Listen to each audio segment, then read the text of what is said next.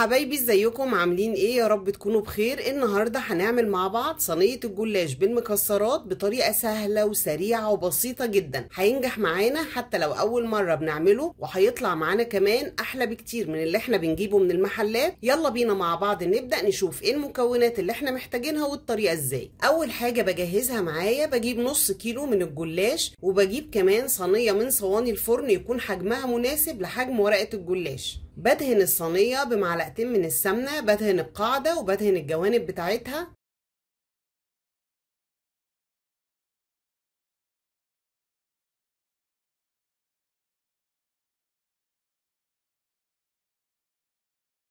وهاخد نص ورق الجلاش، يعني هعد الورق وهاخد نص العدد بالظبط، هفرده في الصينية وهطبقه على 2. الأول هشتغل في نص الصينية، هدهن الورقة دهان خفيف جدا وهفرد عليها الورقة اللي فوقيها. هدهن الورقة وهفرد الورقة اللي فوقيها لغاية ما اخلص نص الصينية بالظبط.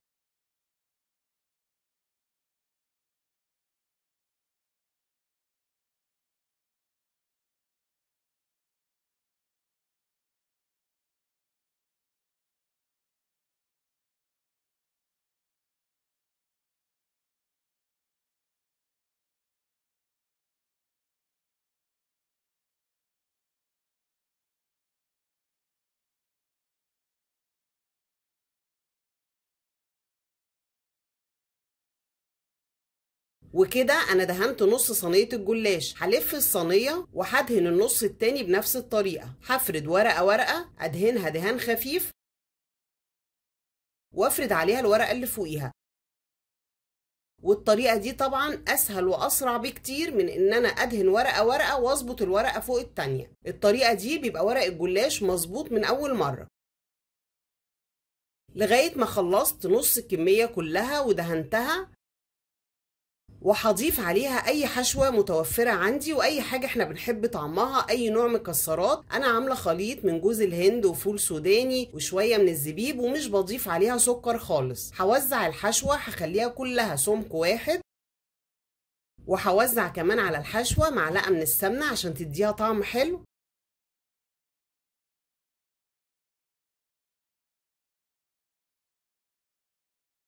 وهحط النص التاني من ورق الجلاش زي ما هو مره واحده، وهطبق الورق على 2.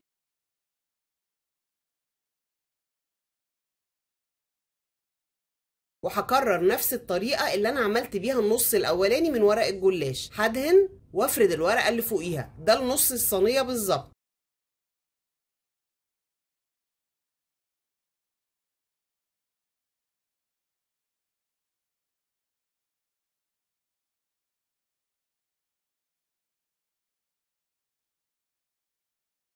وهلف الصينية وهدهن النص التاني من الورق بنفس الطريقة.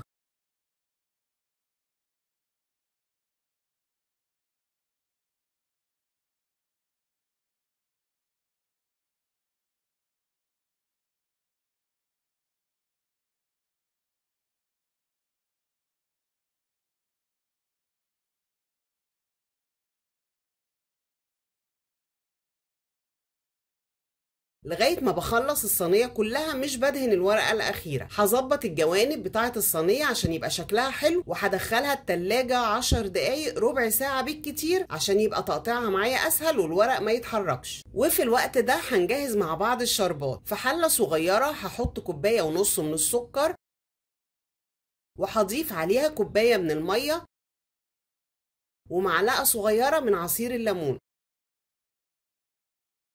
هرفع الشربات على النار ومش هقلبه خالص لغاية ما يغلي. وأول ما يغلي ممكن أساعد طبعا بالتقليب، ولو في أي ريم على الوش بشيله. ومن بداية الغليان بظبطها بالظبط 10 دقايق وبطفي على الشربات، وبكده كمان الشربات يكون جاهز معانا. هرجع تاني لصينية الجلاش وهطلعها من التلاجة، هقطعها حسب الحجم والشكل اللي احنا عاوزينه، وهنلاقيها بتتقطع معانا بمنتهى السهولة. الورق مش بيتحرك معانا كتير ومش بيغلبنا.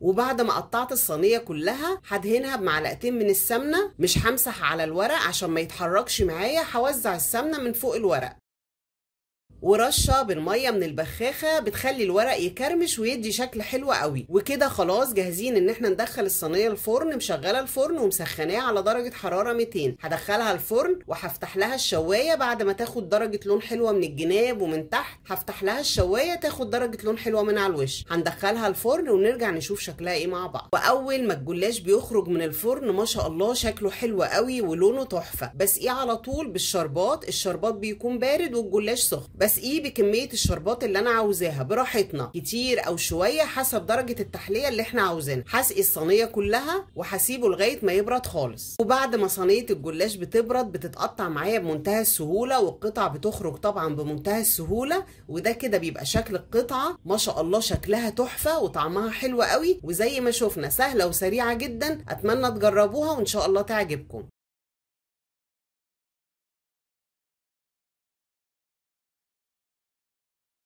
حبايبي وبكده خلاص خلصت وصفتي للنهارده، صينيه الجلاش بطريقه سهله وسريعه وبسيطه جدا. هنعملها احلى بكتير من اللي احنا بنشتريها من المحلات، حتى لو اول مره بنعملها. سهله وبسيطه، شكلها حلو وطعمها تحفه. اتمنى تجربوها وان شاء الله تعجبكم. ولو الفيديو عجبكم ما تنسونيش باللايك والشير والسبسكرايب علشان القناه تكبر بيكم. واشوفكم على خير في فيديو جديد.